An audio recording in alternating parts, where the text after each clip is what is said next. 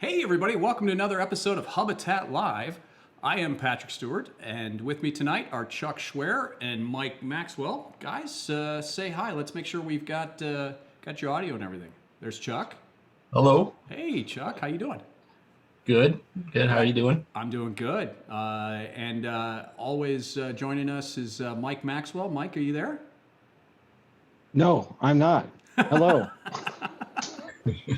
I just wanted to say, you all your viewers might think that we were being clever today by doing an episode of Hubitat Live on the same day that we did a production release, but don't get used to it. It probably would never happen. Well, but last week we talked about a new release too. So I mean, we are kind of almost in cycle now. So, Right. But we'll see. So again, thanks for joining us. This is episode six.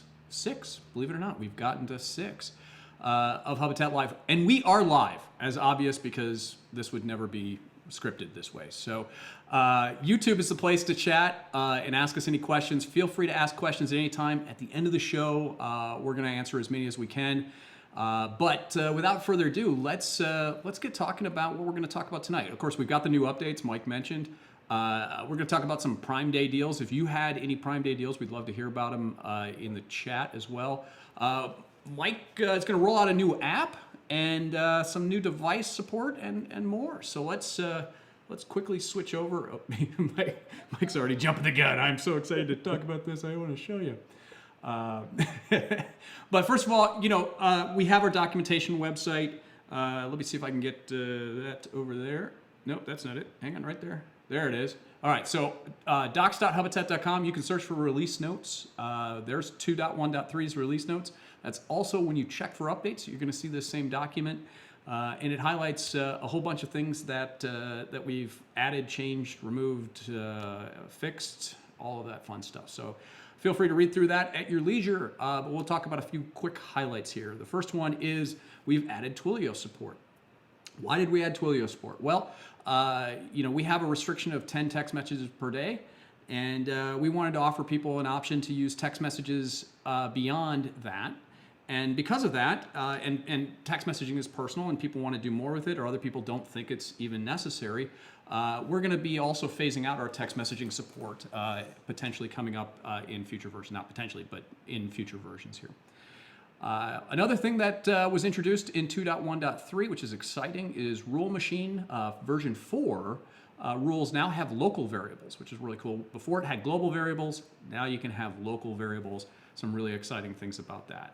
Another thing that was added, I know there's been much request for this since it first debuted a few months ago, maybe a little bit more than a few months ago, was the Amazon skill now supports motion and contact sensors. And I'm going to see if we can get our fearless engineer there, Chuck. Could you show us how this might work? I didn't do it.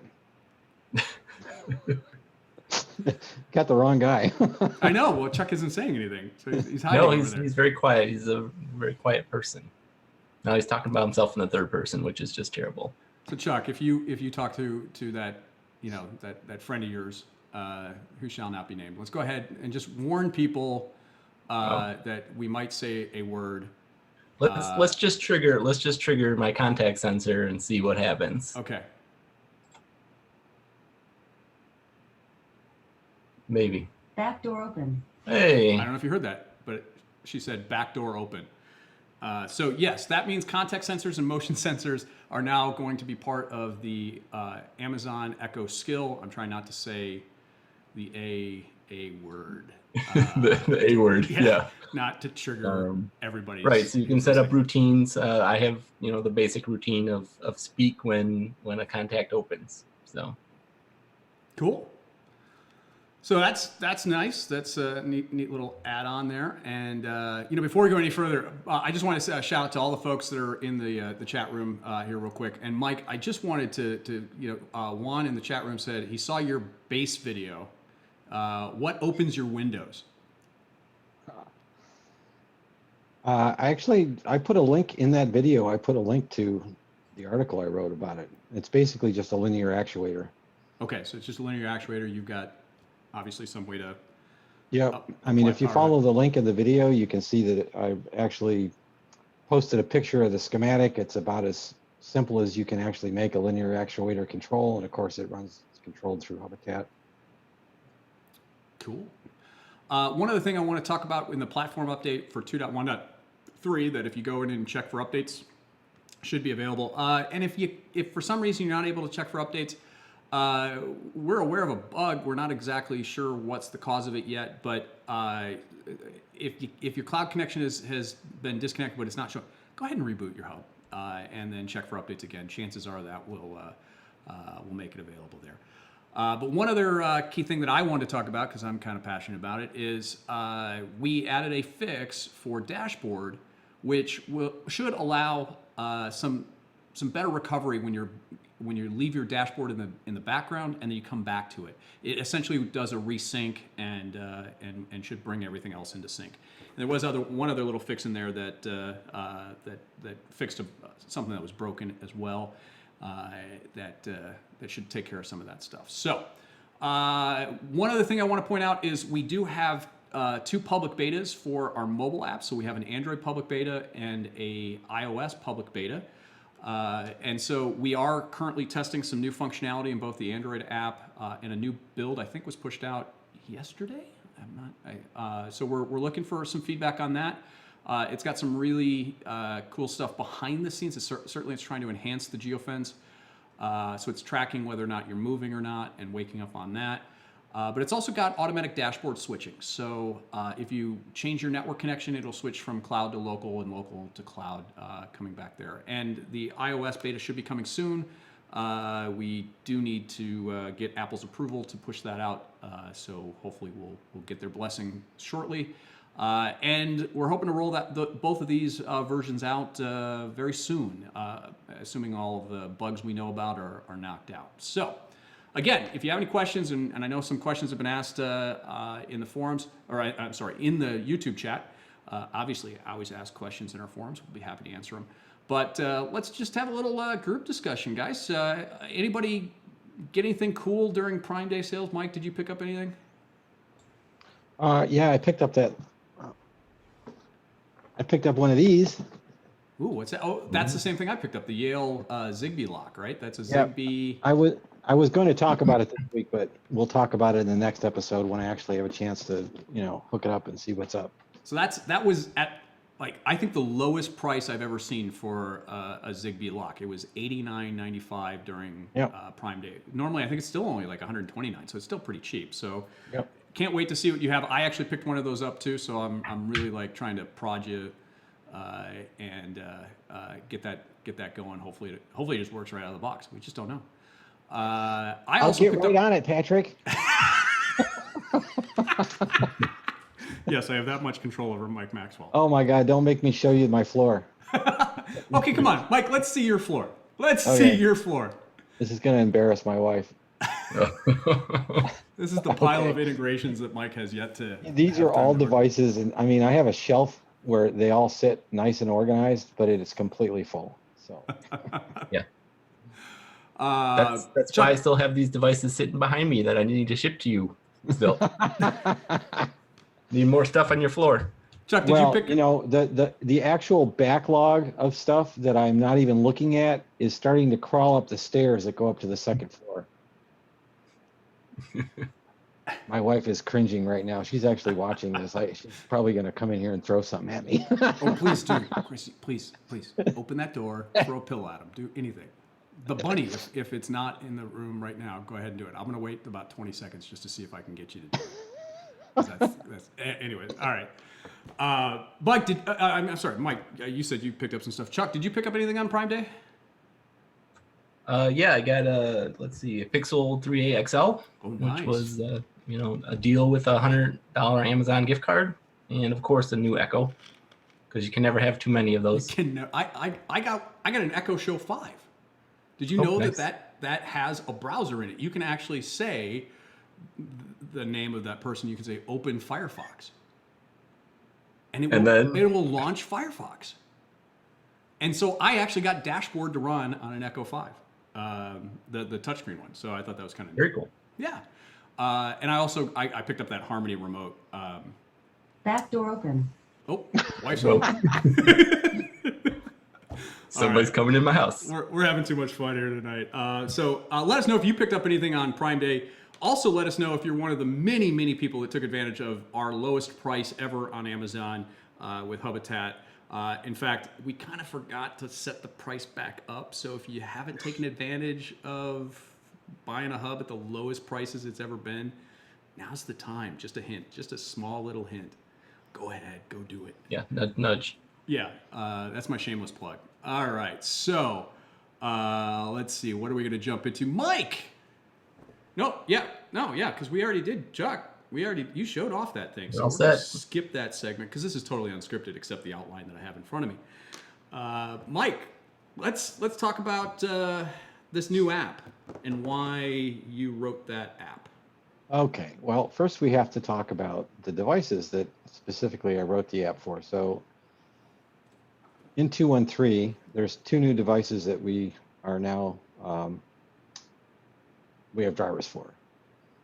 And this guy here, people have been requesting for some amount of time. It's a Zigbee button controller. You notice it has, a fantastic color wheel on it. It's got all kinds of buttons. It does all kinds of cool stuff. In and of itself, these are nothing new. You can buy these with a, Wi-Fi light or whatever. What's unique about this one is that we actually have this completely working in Hubitat. So you can actually control lights and scenes and turn things on and off and, twiddle with the wheel and change the color of your bulbs. And I don't know of anybody else that actually has one of these integrated into an automation system. So that's pretty cool, and we'll get back to this guy. And then we also released a driver for this one. This looks like it's a load controller, but it really isn't. It's a line level controller, and this one happens to be monochrome. So this is, your dimmer controls, and then you've got dimmer presets, and then you've got master on-off switch, and this one controls 3 zones. So depending on which one of these buttons you push, that is the zone that you're active with. And these 3 buttons here are actually just normal button controllers, but they also can capture scenes if you want. So, in looking at this device, you could probably, because what this does for you, since it has 3 zones, is when you install the driver for it, when you install the device, it will create 3 child devices that are dimmers. And this device actually controls all the attributes of those dimmers, so that those virtual dimmers follow this around. And getting those commands to other devices could probably be done in a roundabout way using Rule Machine, but it's not as simple as you might think. When you get to a device like this, where we actually have color commands coming out of here, color commands and color temperature levels that this device will send out, we don't even have anything in Rule Machine that can trigger off for color changes and propagate those to other devices. So had to think of a way of making it easy for people to use that, and that's when we came up with this new app that's included in this version. Now I got to share my screen.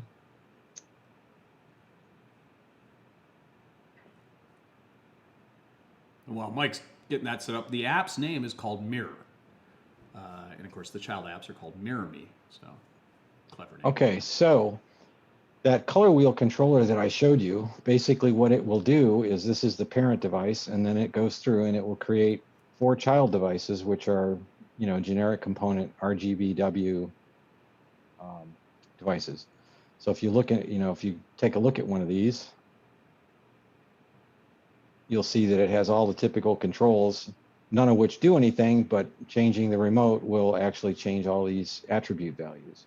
But we needed a way of actually being able to simply utilize this from the device. And so we came up with Mirror. We'll just go install that quickly here.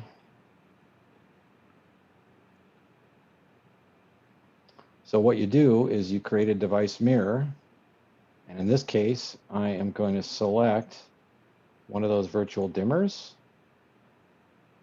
And it will basically tell me what events that it's going to ignore that are generated by this device, and also what ones that it might be able to forward. And then we're going to go down here and say we just have a switch. Let me find a switch. There's a virtual switch.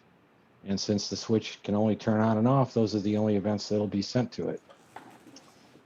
Now, if I select the bulb in there, then it tells me for the color temperature bulb, I'm going to do level change, level switch, you know, and I can pick, let me pick an Osram bulb, and that guy, because it does color temperature and everything, it's going to get all of them.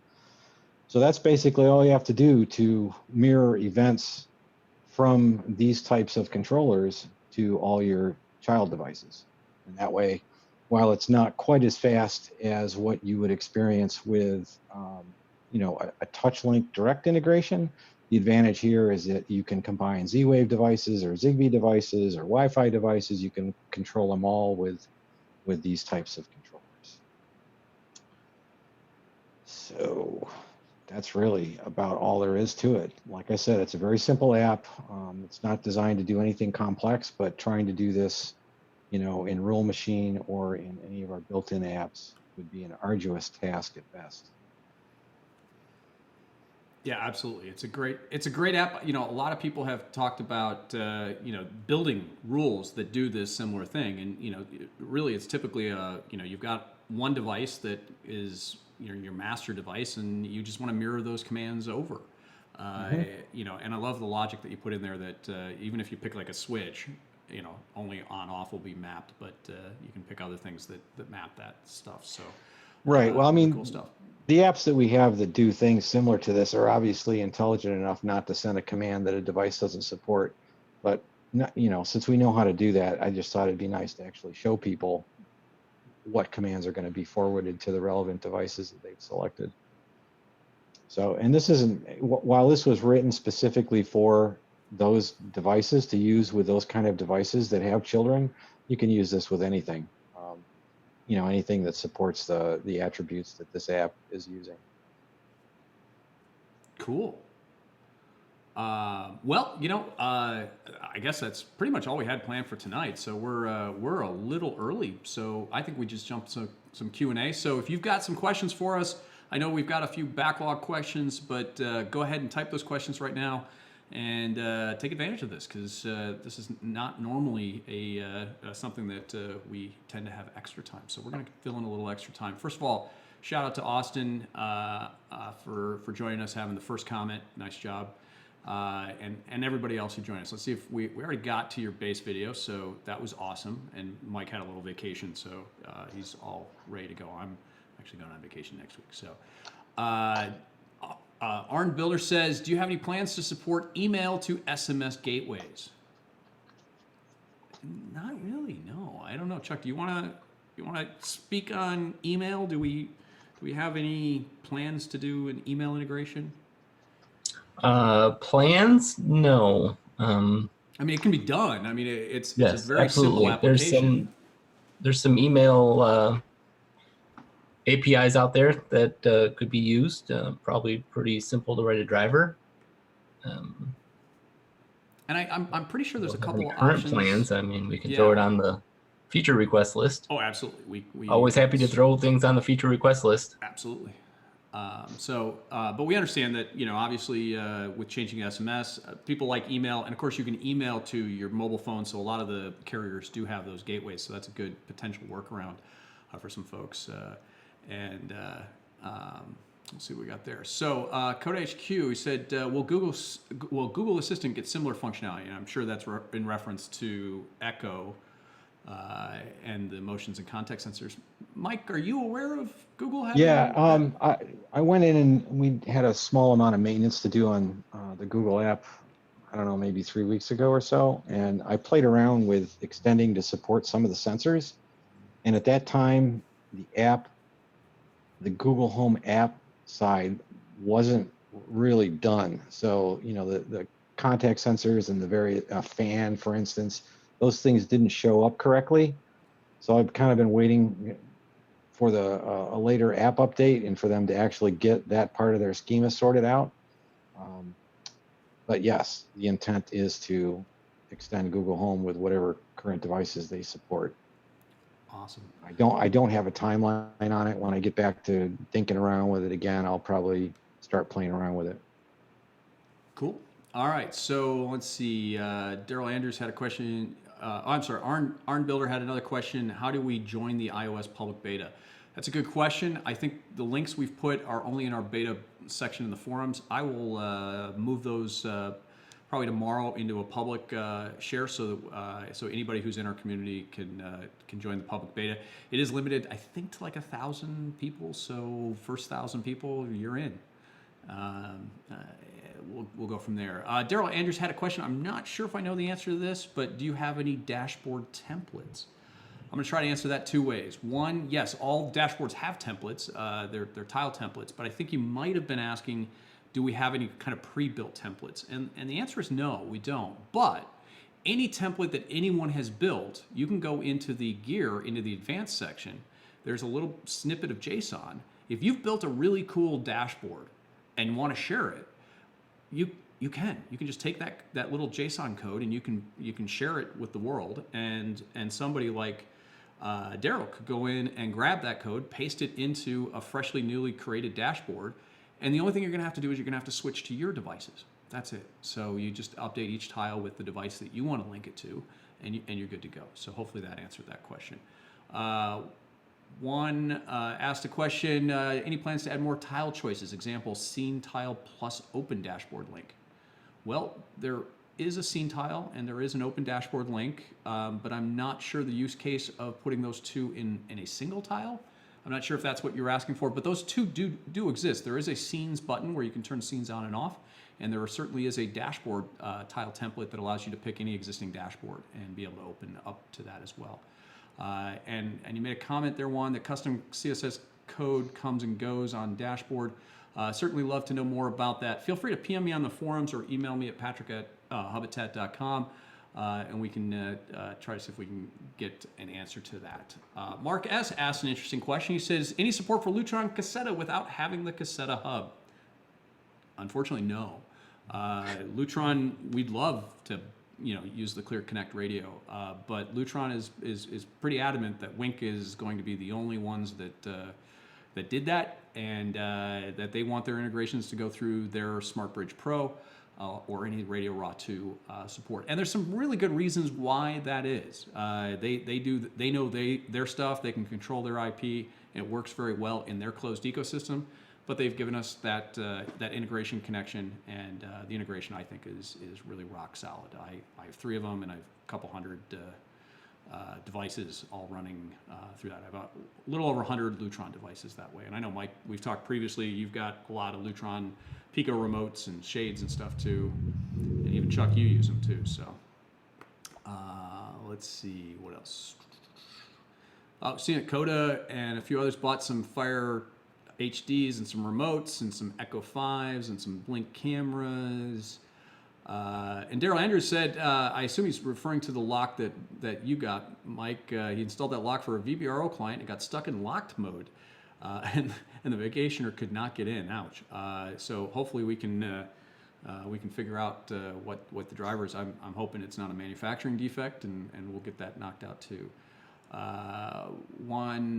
Wait, you're saying that the owner couldn't unlock the door with a lock code? I guess. I'm not sure. It may have just gotten stuck. I'm not sure that has anything to do with us. Yeah, I know. Well, he's not recommending it, but hopefully at that price point, hopefully it's just a fluke. But I get it. When something doesn't work for you, it's frustrating. So.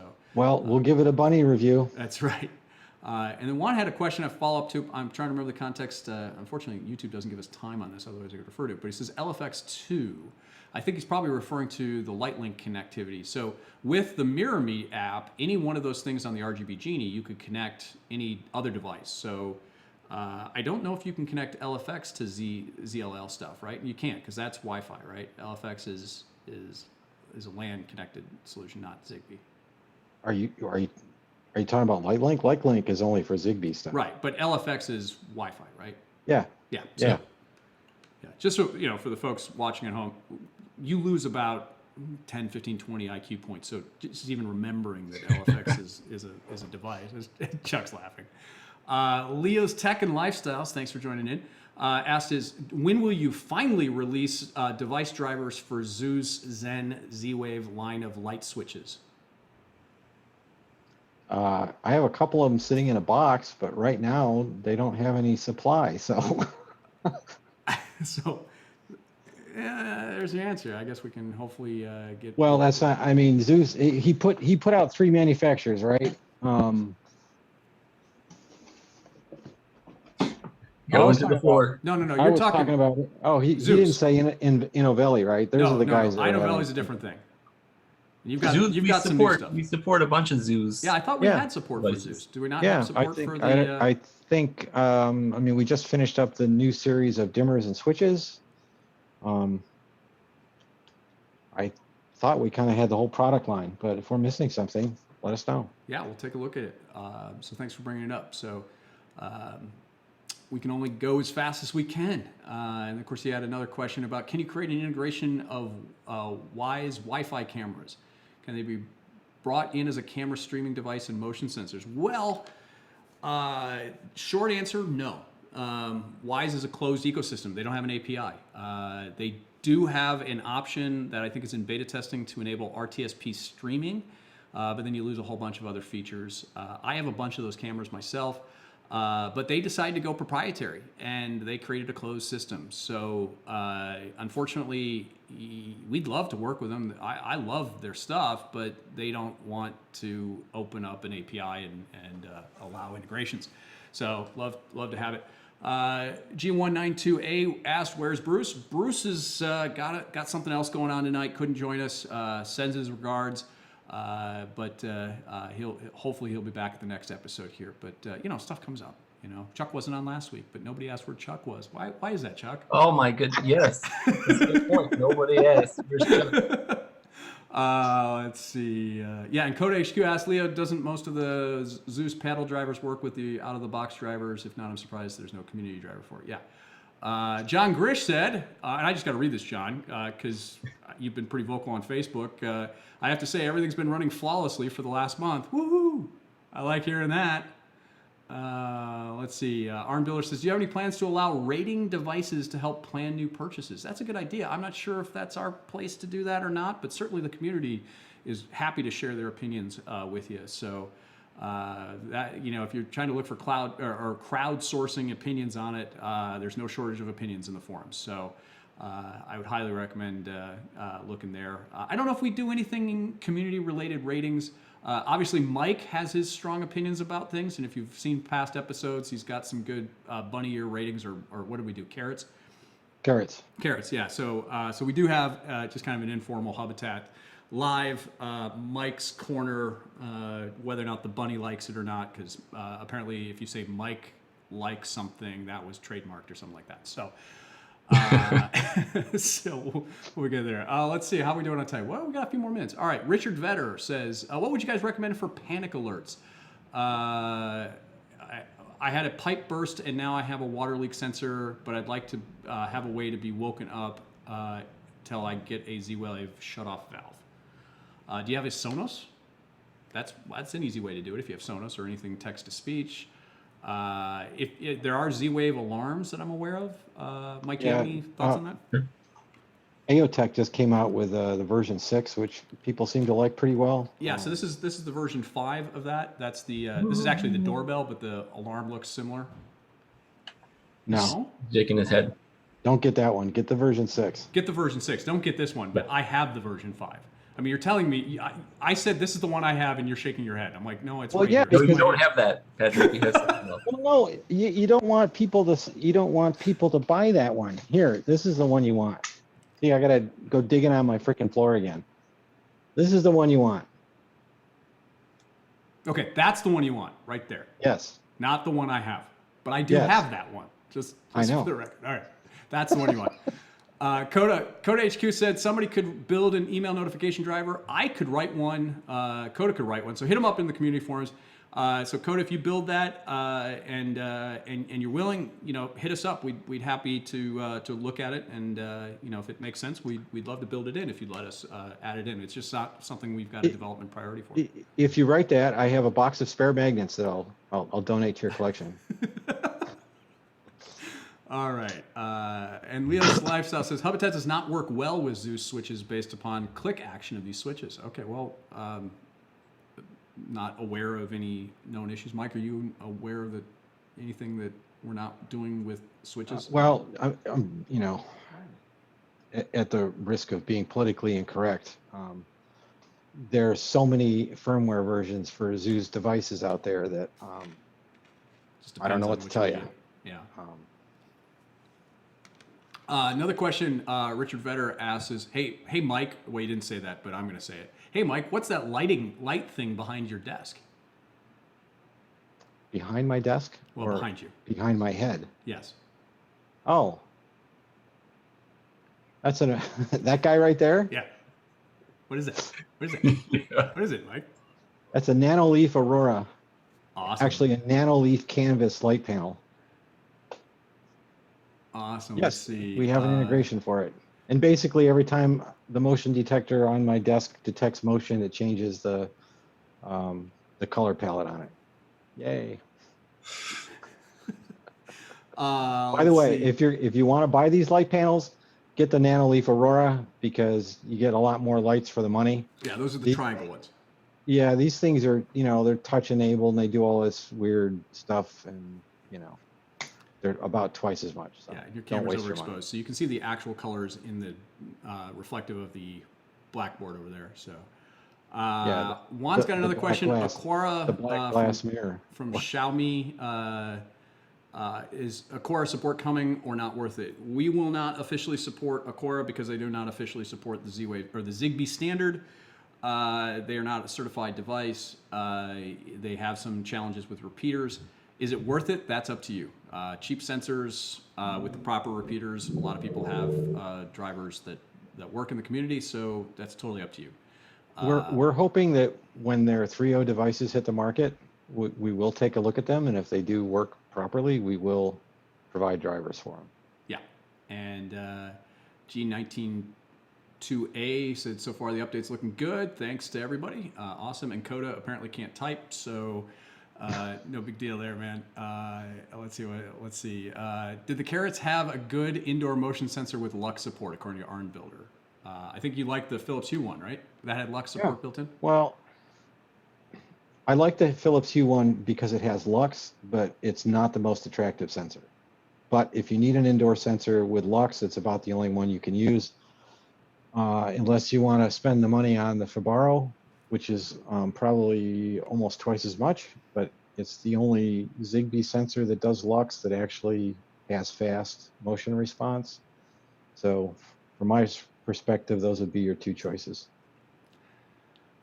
Awesome. Let's see. John Grish had a question. Is there an easy way to exclude a G-Wave, or a GE Z-Wave switch? He had it working in Hubitat, and now I can't get it back. I don't know.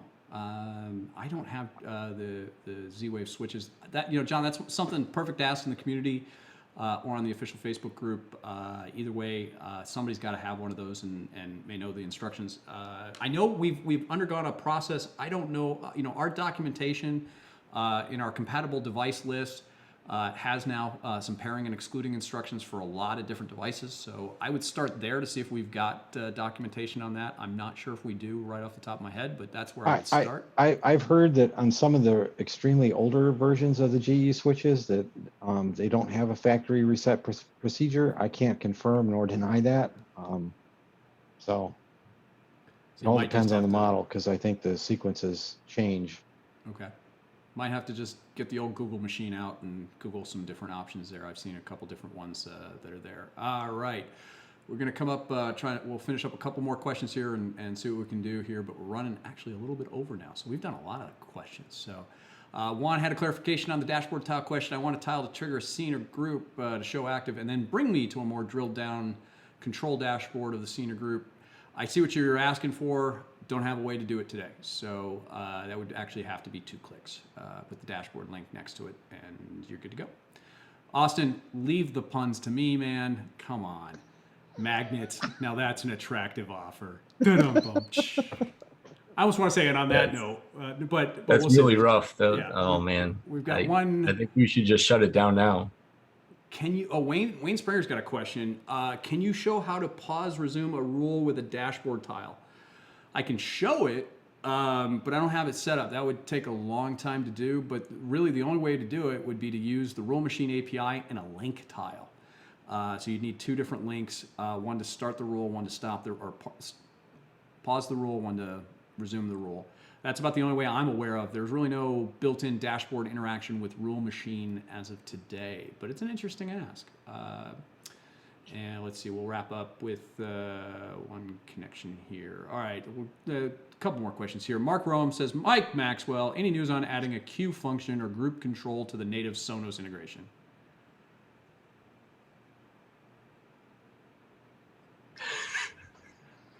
There's your answer.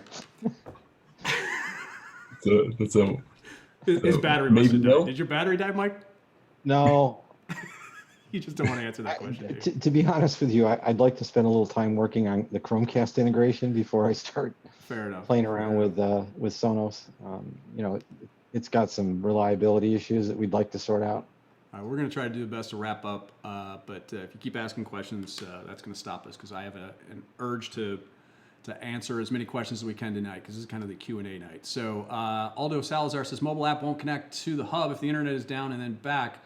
We have to reboot the hub for the app to reconnect. Will a fix be put in place? We're working on a couple. There's really a couple different issues there. One is to make sure that the cloud connection on the hub resumes, and we have identified a few isolated cases. But certainly open a support ticket. Maybe we can take a look at your specific instance and see if we can find something.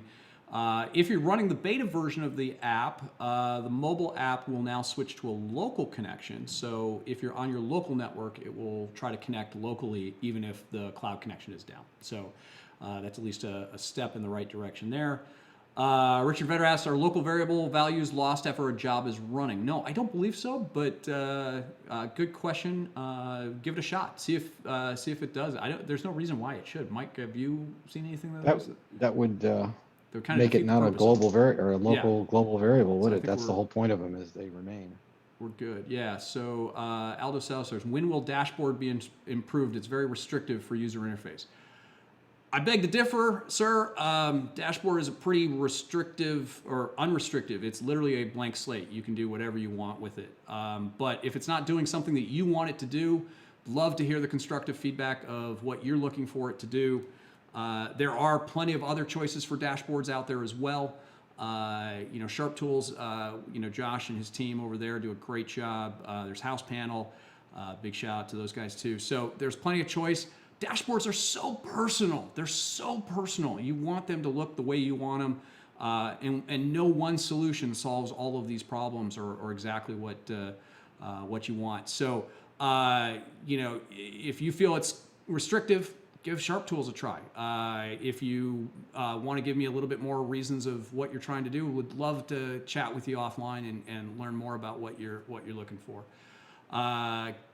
I think, other than we already answered that, silence is a sign of consent. No, silence is not a sign of consent. Mike is not willing to spend a lot of time on Sonos right now. Yeah, everybody, thank you very much. Really appreciate it tonight. Again, thanks for joining us on this 6th episode of Hubitat Live. Join us for the next show 2 weeks from tonight. As always, you can join us in our community at community.hubitat.com. Wow, words. Or our official Facebook group. Again, thanks to Chuck and Mike for joining us tonight. And for those that are behind the scenes, helping us out, making this live production happen, you know who you are. Thank you very much. And if you want to be a guest on Hubitat Live, share your experiences, that type of stuff. I know I've had a few people reach out to me. We're going to try to get you on a future show and talk about what you're working on. Love to do that. And drop me a note in the community or email me at patrick@hubitat.com. Again, thanks for watching, and we'll see you all next time.